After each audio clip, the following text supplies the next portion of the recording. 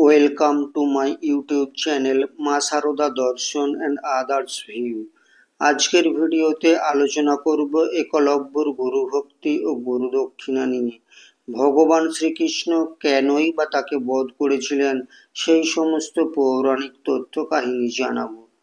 মহর্ষি ভরদ্বাজের পুত্র মহাবীর দ্রোণাচার্য কৌরব এবং পাণ্ডব রাজপুত্রদিগকে ধনুর্বিদ্যা শিক্ষা দিতেন।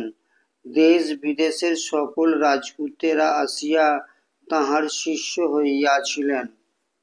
মহাভারতে আছে বেদপুত্র একলব্য তৎকালীন পাণ্ডব ও কৌরবদের প্রখ্যাত অস্ত্রগুরু দ্রোণাচার্যের কাছে অস্ত্র শিক্ষা করতে গিয়েছিলেন। দ্রোণ সেই বালকের বলিষ্ঠ দেহ এবং উজ্জ্বল মুখশ্রীর প্রতি দৃষ্টিপাত করিয়া জিজ্ঞাসা করিলেন, কে তুমি বৎস? কাহার পুত্র? কি জন্য আসিয়াছ? একলব্য মাথা হেঁট করিয়া জোর হাতে বলিলেন, ভগবান, আমার নাম একলব্য, পিতার নাম হিরণ্যধনু, জাতিতে নিষাদ। দয়া করিয়া আমাকে শিষ্য করিলে আপনার চরণ সেবা করিয়া কৃতার্থ হইব। কিন্তু নিষাদ পুত্র হওয়ার কারণে দ্রোণাচার্য তার কথায় কর্ণপাত করলেন না। দ্রোণ তাহাকে অবজ্ঞার সহিত বলিলেন, তুমি ম্লেচ্ছের পুত্র, তুমি কি সাহসে আমার শিষ্য হইতে আসিয়াছ? একলব্য অনেক আশা করিয়া আসিয়াছিলেন। দ্রোণের এক কথায় তাহার সকল আশা চূর্ণ হইয়া গেল। শ্রদ্ধা ও নিষ্ঠাবান একলব্য তাতে হতাশ হলেন না। সে নীরবে তাহার পায়ের ধুলা লইয়া ধীরে ধীরে সেখান হইতে চলিয়া গেল।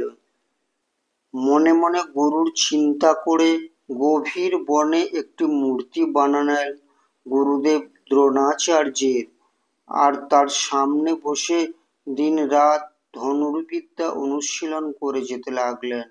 গভীর একাগ্রতার সঙ্গে শিক্ষার ফলে সত্যি সত্যিই তিনি একদিন মহাবলশালী অস্ত্র প্রশিক্ষক ও ধনুর্বিদ্যায় পারদর্শী হয়ে উঠলেন। বেশ কয়েক বছর ধরে একলব্যের এই শিক্ষা চলতে লাগলো গভীর বনে, গুরুর মৃন্ময়ী মূর্তির সামনে। একদিন ওই বনে পাণ্ডব রাজকুমাররা শিকার ধরার জন্য গেল। তাদের সঙ্গে ছিল এক শিকারী কুকুর। সে মাঝে মধ্যে চিৎকার করে উঠলে একলব্যের শিক্ষায় ব্যাঘাত হতে লাগলো। কুকুরটি এধার ওধার ঘুরতে ঘুরতে পড়বিতপর একেবারে একলব্যের সামনে। তারপর যেই চিৎকার করেছে অমনি একলব্য ধনু দিয়ে 7টি স্বর কুকুরের মুখে এমনভাবে বিঁধে দিল যে কুকুর আর চিৎকার করতে পারে না, মুখও খুলতে পারে না, আবার রক্তও পড়ে না। এই অবস্থায় কুকুরটি ফিরে গেল। কুকুরের এই অবস্থা কে করেছে দেখার জন্য পাণ্ডবেরা সামনে এগিয়ে যেতেই অবাক হয়ে দেখল, আশ্চর্য, আমাদের গুরুমূর্তি তৈরি করে ওই ছেলেটিকে ধনুর্বিদ্যা শিক্ষা করছে এমন করে। হ্যাঁ গো, কে তুমি? একলব্য বলল, আমি বেদপুত্র একলব্য, দ্রোণাচার্যের শিষ্য। তাঁর কাছেই শিখেছি এমন ধনুর্বিদ্যার কৌশল। অর্জুন ভাবলেন দ্রোণাচার্য তাকে মিথ্যা কথা বলেছেন, কারণ দ্রোণাচার্য তাঁর এই শিষ্যকে যেরকম ধনুর্বিদ্যা কৌশল শিখিয়েছেন প্রতিশ্রুতি মতো তা তাঁকে শেখাননি। ক্ষোভে অর্জুন গুরুগৃহে ফিরে দ্রোণাচার্যকে সব কথা বললেন। দ্রোণাচার্যের মনে পড়ল বালক একলব্যের কথা। তিনি তখনই অর্জুনকে নিয়ে বনে গেলেন।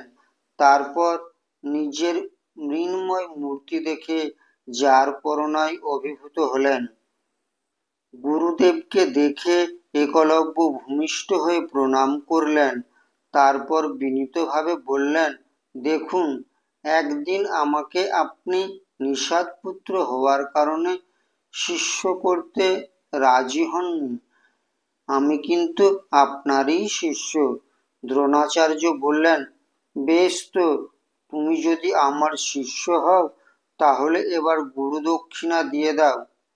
তখন একলব্য দ্রোণাচার্যকে বলছেন, গুরুদেব, কি গুরুদক্ষিণা আপনি চান? যা চাইবেন আমি তাই দেব এক্ষুনি।